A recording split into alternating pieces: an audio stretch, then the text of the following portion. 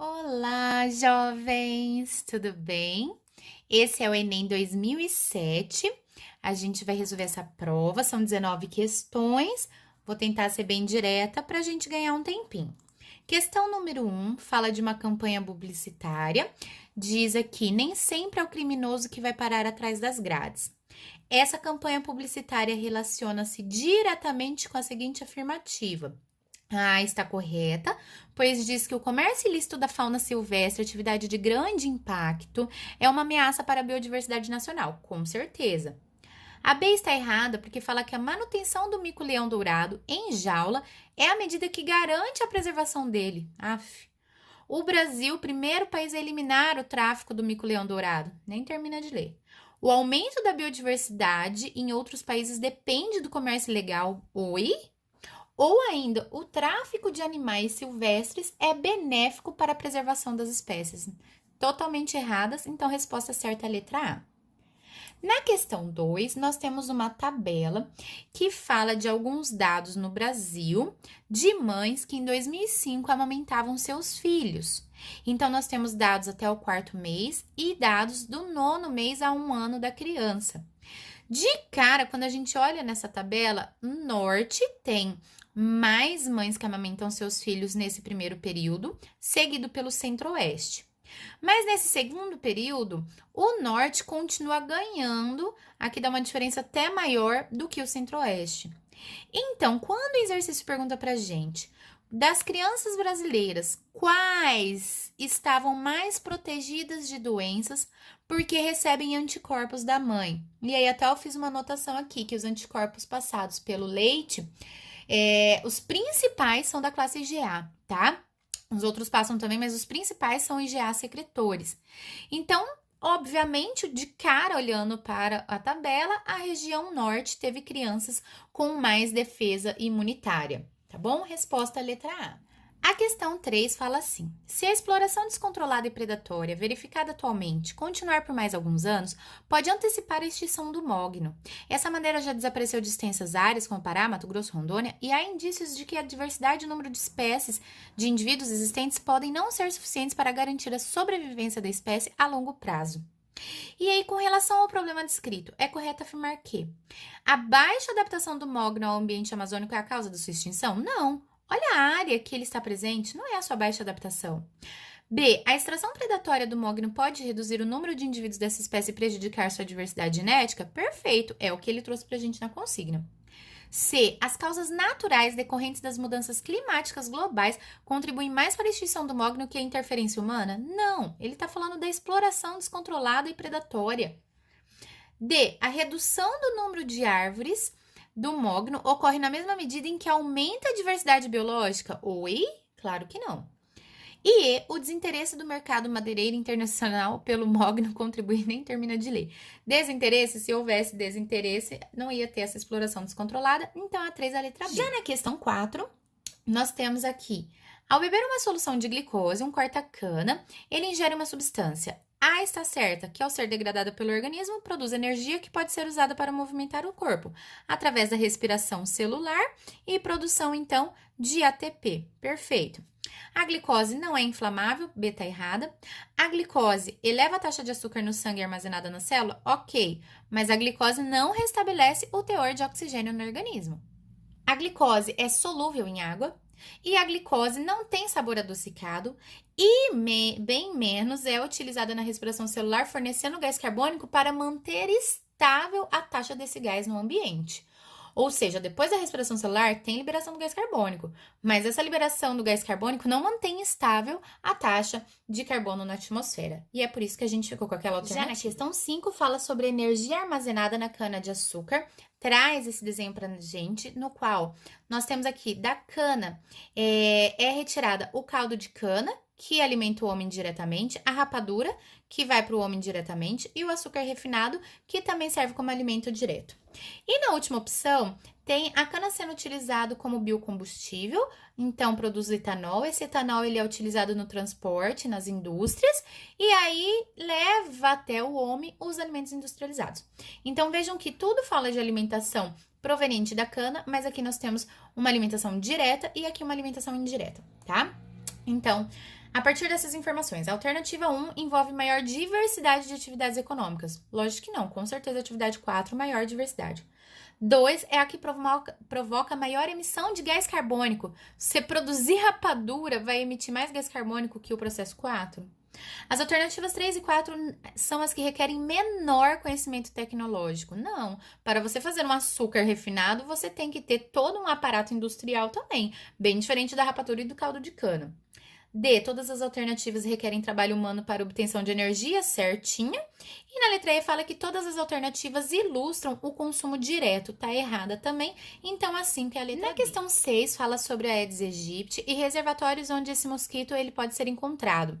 Traz uma tabela pra gente e fala aqui que ele pode ser encontrado no pneu, as quantidades de acordo com os anos, tambor, tanque, depósito de barro, quantidade, vaso de planta, material de construção, garrafa, poça, enfim. Quando a gente olha nessa tabela, a questão é bem direta. Ela pergunta qual será o alvo inicial para a redução mais rápida. Gente, é discrepante esses números aonde o mosquito Aedes aegypti consegue se reproduzir e vive em tambor, tanque e depósito de barro. Então, com certeza, a resposta certa é a letra B. A questão 7 fala sobre a população brasileira e os dependentes de álcool. Comenta que 17,1% da população que bebe é a população masculina e 5,7% é constituído da população feminina. Outro dado que o estudo fez também, que levantou, é que 41,2% dos estudantes da educação básica da rede pública brasileira já haviam feito o uso de álcool. E ainda traz a informação que o país gasta 7,3% do PIB por ano para tratar de problemas relacionados ao alcoolismo, desde o tratamento de pacientes até a perda da produtividade no trabalho. Por fim, ele comenta que a indústria no álcool do Brasil, que produz do açúcar ao álcool combustível, movimenta 3,5% do PIB. Vamos analisar as afirmativas. A. Um país para tratar pessoas com problemas provocados pelo alcoolismo gasta o dobro do que movimenta para produzir bebida alcoólica. Não, gente, essa produção aqui não é bebida alcoólica, a não ser que alguém tome álcool combustível, né? Mas essa produção que ele traz 3,5 e compara com esse 7,3 está errado. B. O aumento do número de brasileiros dependentes de álcool acarreta no decréscimo no percentual do PIB gasto com tratamento? Tá errado. Se aumenta o número de brasileiros dependentes, aumenta o gasto no tratamento dessas pessoas. C está certa, diz que o elevado percentual de estudantes que já consumiram bebida alcoólica é indicativo de que o consumo do álcool é problema que deve ser enfrentado pela sociedade.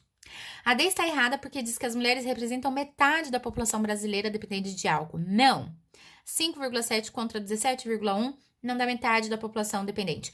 E a E diz que o aumento na porcentagem de brasileiros dependentes de álcool deveu-se basicamente ao crescimento da indústria do álcool.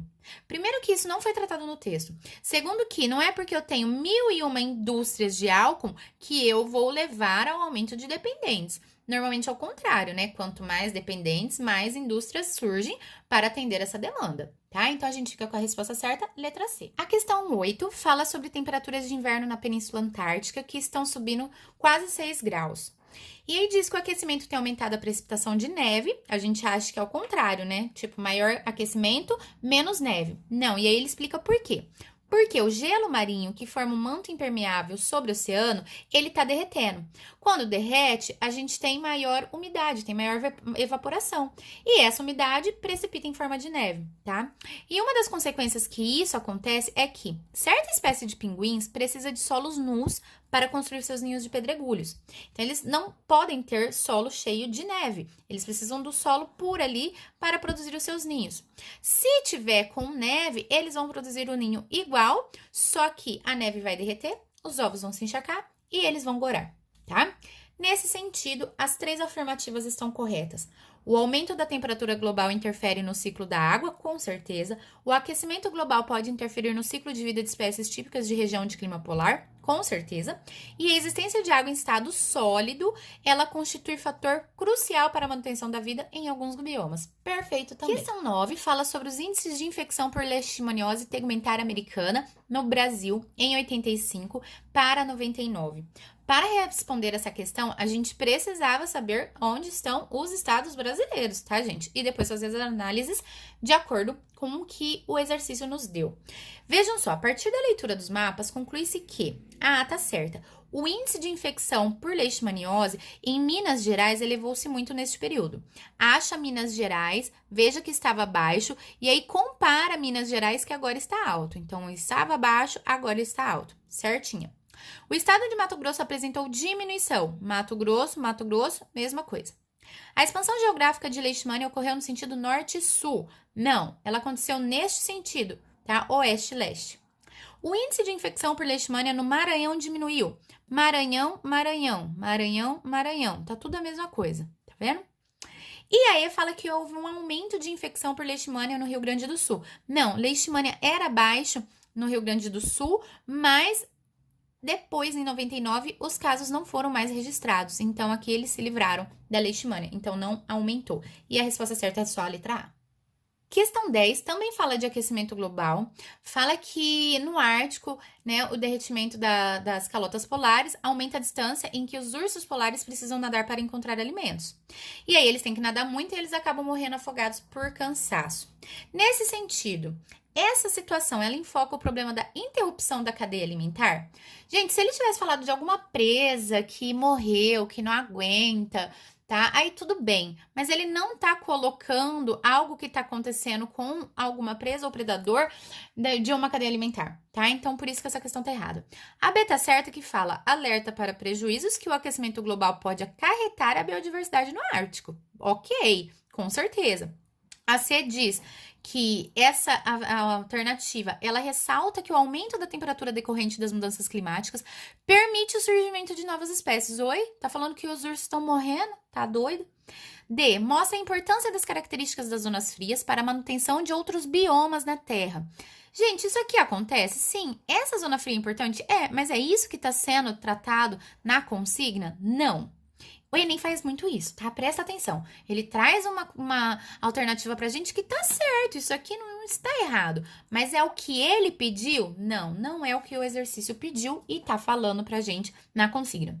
E aí também tá errada porque fala que evidencia a autonomia dos seres vivos, visto que eles se adaptam rapidamente às mudanças. Oi? Lamarck falando aqui na letra E, então a gente fica com a 10, letra B. Questão 11 fala sobre o lixo e algo que é óbvio, né? Quando a sociedade ela progride, a gente consome mais. Quando a gente consome mais, a gente joga mais fora as coisas. A gente troca televisão, computador, celular, brinquedo, enfim.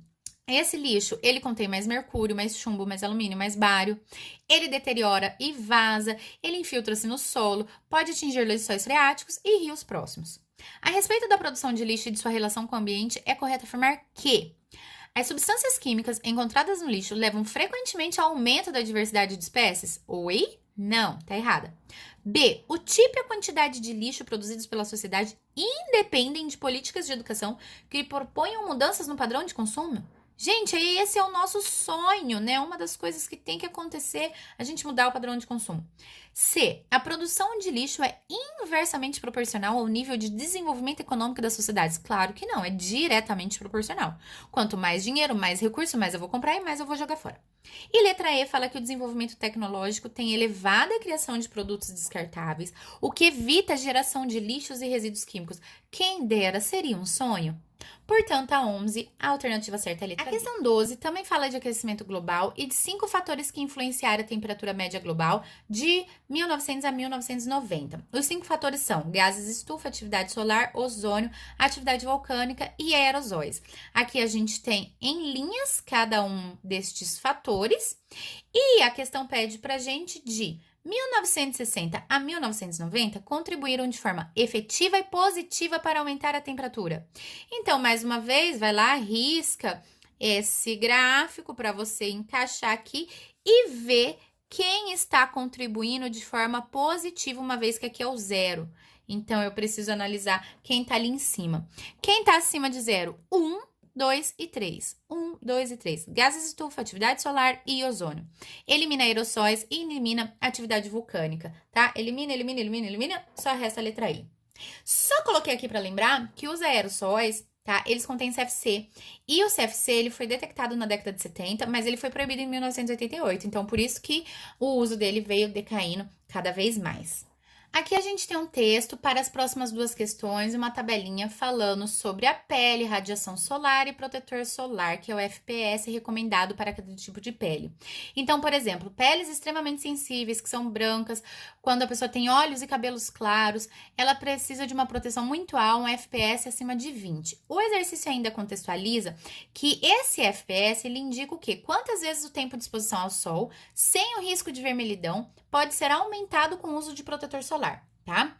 Então, nesse sentido, você vai olhando a tabela e trazendo, então, as informações para fazer as questões.